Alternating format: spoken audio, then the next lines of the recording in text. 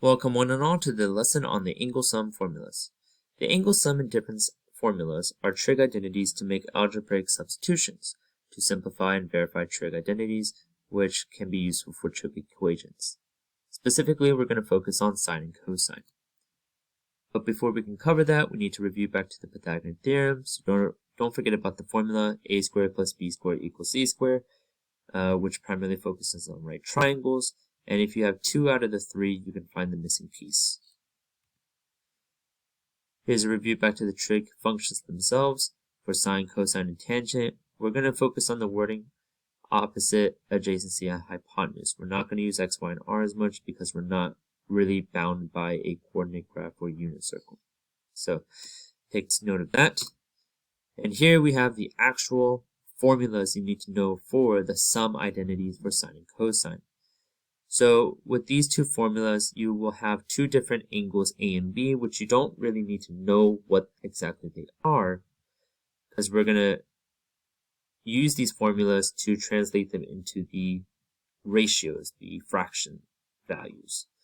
So take note of what sine A plus B is equal to, and take note what cosine A plus B is equal to. So there's a difference, and make sure you notice what the differences are, and remember which one goes with which.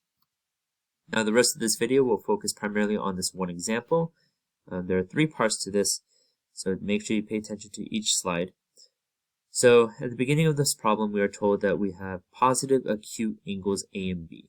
So positive acute pretty much is a condition that's setting up the problem so that all our numbers are going to be positive values. So we shouldn't really have to worry about negative values here. And if we were to put it in terms of a quadrant on a coordinate graph, we would be in quadrant 1. So therefore all our values are positive. Now we're told that we have cosine A is equal to 20 over 29, and sine B is equal to 60 over 61. And we are told to find the value of sine A plus B. So because we are told to find sine A plus B, we should first identify what our formula is. So there's our formula. Now, we actually have half the pieces to this specific formula. Now, using the half we are given, we can find the rest. So for this first part, we're going to focus on what we were given for cosine A. So because we're given angle A for cosine, and that value is 20 over 29, well, take note of the fact that that's the same as adjacency over hypotenuse. And taking that idea, we can actually find sine A of that same angle. So the best way to go about this is draw a right triangle with the angle A covering one of them, obviously not the hypotenuse because the hypotenuse is a 90-degree angle. A, again, we don't really know and we don't care what it is, but we can set up the values of the sides. So 20 is the adjacent side to the angle A, 29 is the hypotenuse. We want to know what the opposite side is to the angle A, because that's what sine A cares about. So we're going to use the Pythagorean theorem, or the formula, a squared plus b squared equals c squared. You follow all these steps, and you get that A is equal to 21. So therefore that gives us our last missing piece to this triangle. 21 is the opposite side of A. Putting that together, sine A is equal to the opposite over hypotenuse, which is equal to 21 over 29. So there's one of our pieces to the formula. So let's go over to the next slide, part 2. So again, we identify the same formula, but this time we're going to focus on the sine B we were given, which was 60 over 61. Now that's the same as opposite over hypotenuse. And this time we can use that to find this cosine of the same angle B.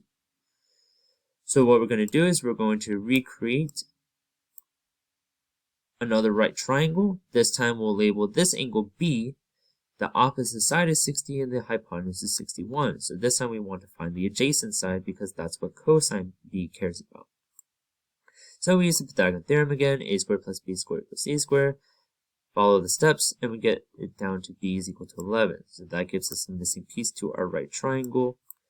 And now we can establish what cosine B is equal to, which is 11 over 61. because remember, it's adjacent over hypotenuse, which I forgot to write, but you'll forgive me for not writing that right now. Let's go to the last part. So now that we have all our pieces, we can plug or substitute them back into the formula. So sine A was this fraction, cosine B was this fraction, so on and so forth. So now you follow the rules of the order of operations. These two fractions multiply together here. These two fractions multiply together with each other. Remember that when two fractions multiply, numerator multiplies with numerator, denominator with denominator.